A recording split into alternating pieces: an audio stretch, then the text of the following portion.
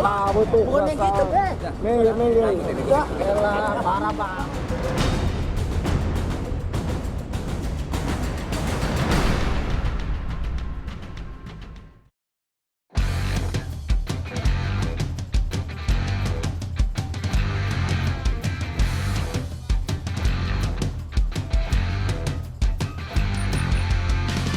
Kemunculan ojek online disebut-sebut sebagai transportasi alternatif warga ibu kota, membantu pergerakan masyarakat di tengah kemacetan ibu kota.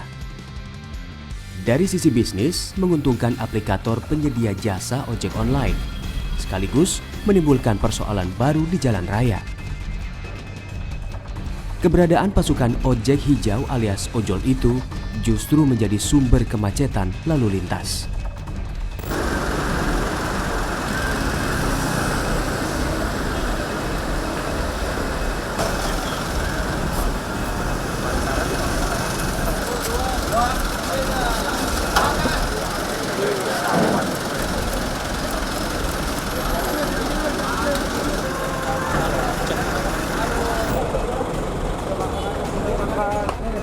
Udah kita aja nanti kalau kamu nggak kooperatif, kamu malah nanti kesini nanti dia kamu kesini. Ya udah kamu kesini.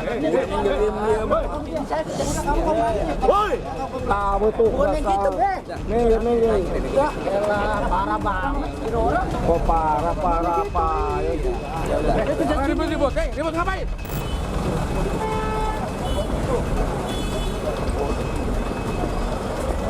Ada mas, barang enak ada.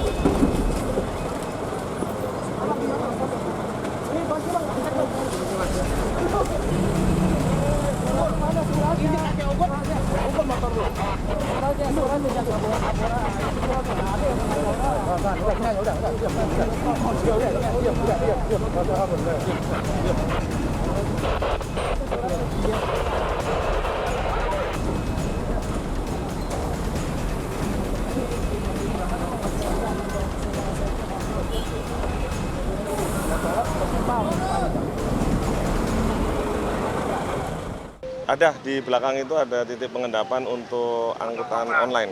Oh, sudah disediakan? Sediakan, ya. Tapi kenapa mereka masih... Nah, sebetulnya itu kan perilaku supaya mereka mempercepat mungkin ya. Tapi padahal di belakang itu sudah ada. Nanti kita bisa lihat. Lagi ngambil orderan diingikan itu. Nah, terus Bapak parkir nih? Parkir sebentar lagi dibikinin ya. Ya. Parkir di tempatnya Pak ya? Iya. Tahu Pak, ini salah itu Pak? Iya tahu salah ya. Udah ikutin aja Pak. Lagi resto ikan itu makanan. Oh, dari Gojek apa dari? Grab. GrabFood ya? Iya. Lagi nunggu makanan berarti? Iya, saya juga kaget. Kenapa parkir sembarangan? Satu sebenarnya ada, tapi di daerah ini, tapi kan muter lagi kita jalan. Sebetulnya sudah ada lahan parkir disediakan? Khusus Grab ada. Sudah ada. Tapi masalahnya kan posisinya kan enak di dekat resto. Kemunculan ojek online sebenarnya memberikan angin segar bagi warga ibu kota. Sistem kerjanya memanjakan konsumen. Kemampuannya sanggup menyingkirkan dominasi angkot dan ojek pangkalan. Pengguna ojek online terus bertambah. Pengunduh aplikasi ojek online kian meningkat. Jumlah pengemudi ojek online pun terus naik. Pasukan ojek hijau itu semakin populer di masyarakat. Setelah 10 tahun mengaspal di Jakarta, masyarakat kian mudah mendapatkan layanan ojek online di ibu kota.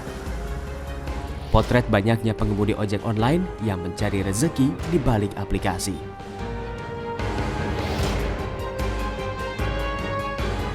Masalah perkotaan muncul seiring menjamurnya ojek online di ibu kota. Pasukan ojek hijau itu berkumpul alias memilih mangkal sambil menunggu orderan. Ulah mereka kerap menimbulkan kemacetan. Dampak negatif di balik populernya ojek online di Jakarta. Lagi nunggu penumpang, Pak. Kenapa harus di pinggir jalan ini Pak? Ya emang untuk fasilitasnya belum ada, Pak. Belum ada filter, kalau ada filter kita masuk ke dalam, Pak. Ya, emang adanya seperti ini. Ada shelter di situ. Belum ada, Pak. Jadi mau nggak mau harus nunggu di pinggir jalan. Betul, Pak, ya. Mau macetin juga nggak apa-apa Bang. Ya sebenarnya sih ya kita punya pemikiran ke situ Pak. Kondisi macet, tapi gimana lagi, kita juga butuh, penumpang juga butuh. Kementerian Perhubungan sebenarnya sudah mengatur pola operasional ojek online. Dalam peraturan tersebut, ojek online tidak diperkenankan mangkal menunggu konsumen.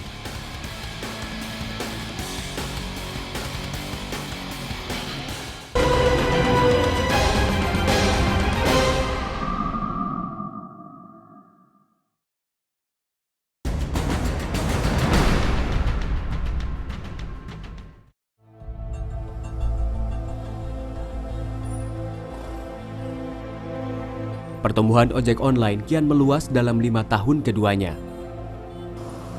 Disebut-sebut sebagai terobosan transportasi anti macet, ojek online kini kerap memunculkan persoalan.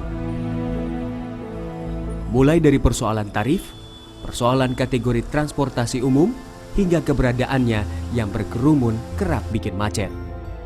Begitu ada ojol di satu titik, kemudian mereka mengkooptasi ruang jalan demikian masifnya, sehingga ruang lalu lintas itu menjadi terbatas dan akibatnya lalu lintas menerus itu terhambat. Jadi kejadian khususnya di stasiun-stasiun kereta api, kemudian stasiun MRT, dan oleh sebab itu pemerintah Provinsi DKI Jakarta itu melakukan kolaborasi aktif untuk melakukan penanganan. Di mana begitu ada ojol yang mangkal, kita gebah, silahkan Anda jangan mengkooptasi ruang jalan. Dan setelah itu mereka pergi, tetapi kemudian setelah petugas kami pergi, mereka kembali lagi. Pemerintah sempat kesulitan mengatur keberadaan ojek online, termasuk mengatur pergerakannya di jalan raya. Terbentur aturan Undang-Undang Transportasi Jalan Raya yang menyebutkan keberadaan sepeda motor bukanlah angkutan umum.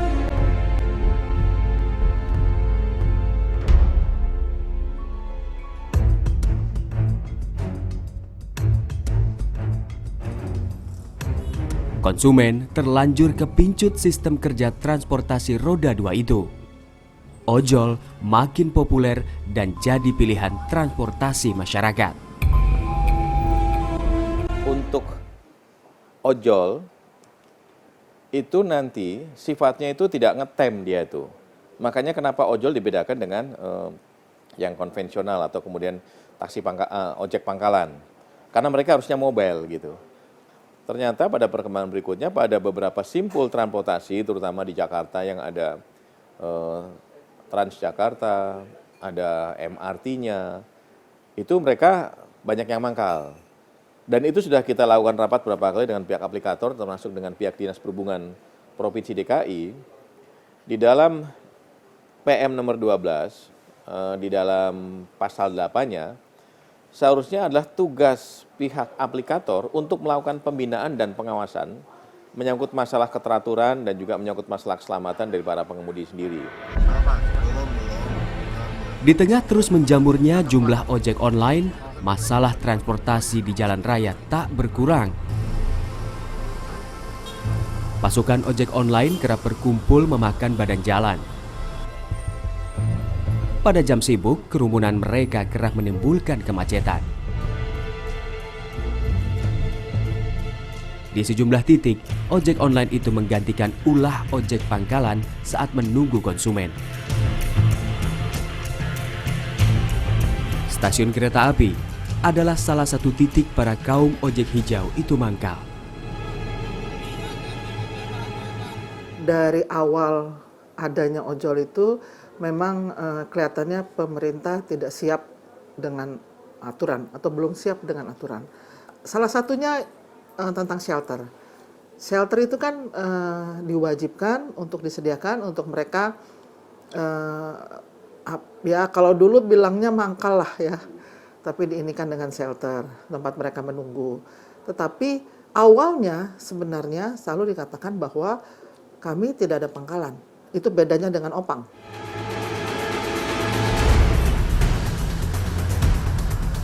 Di stasiun Palmerah misalnya, penumpang komuter lain yang baru turun biasanya akan berganti transportasi ojol menuju kantor atau tempat mereka beraktivitas. mendorong pasukan ojek jaket hijau mangkal di sekitaran kawasan stasiun untuk menunggu para penumpang.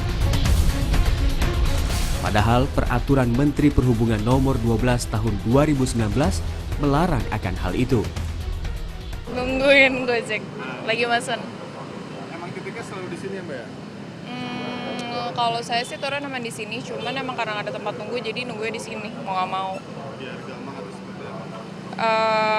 Mungkin bisa disediain tempat buat pick up ojek online kali ya, transportasi online.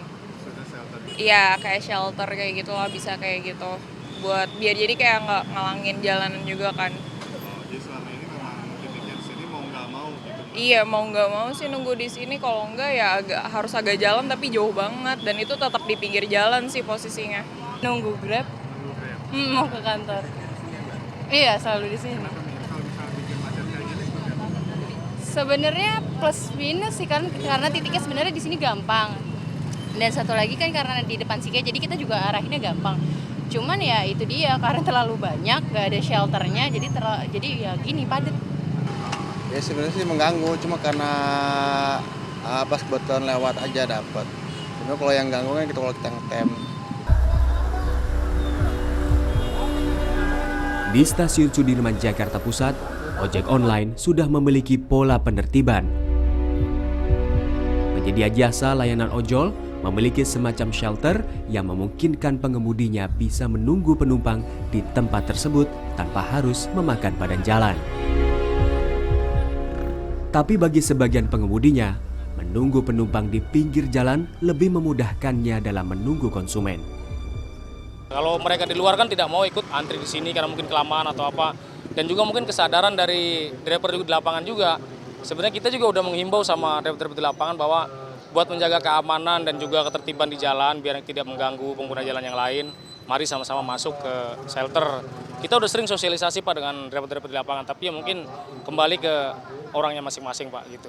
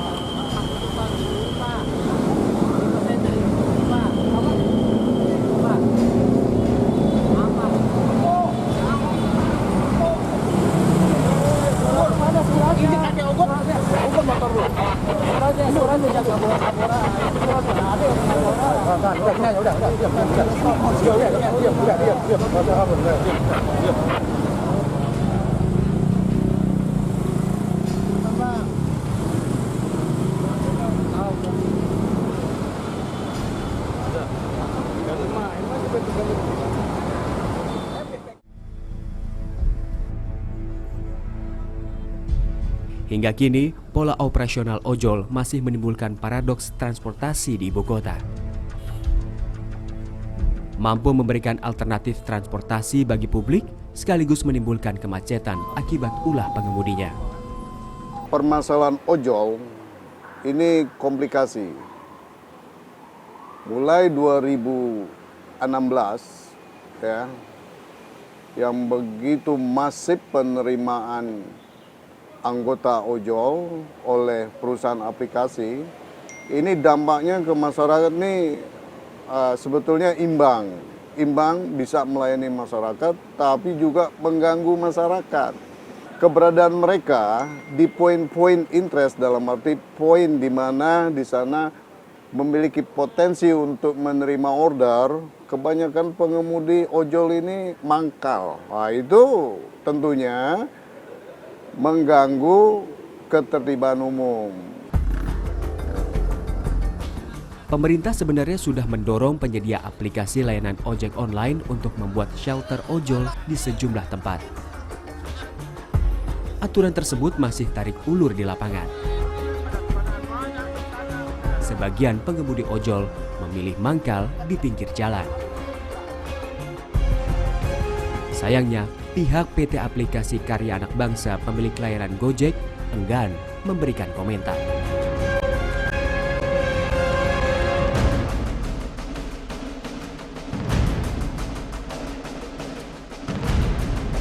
Sementara pihak PT Solusi Transportasi Indonesia pemilik aplikasi Grab mengaku sudah membuat puluhan shelter di Jabodetabek. Memang kami juga sudah mengamati apa yang terjadi di lapangan, dan dari Grab kami sudah mengambil langkah-langkah preventif untuk mencegah adanya pengendapan yang berlebihan ya, karena itu akan menyebabkan kemacetan. Fasilitas yang kedua adalah shelter. Kalau di daerah Jabodetabek sendiri, kami sudah ada sekitar 94 shelter, di mana mitra pengemudi bisa menunggu sembari penumpang akan menemui mitra pengemudi itu di dekat shelter tersebut, sehingga tidak akan memenuhi ruang jalan.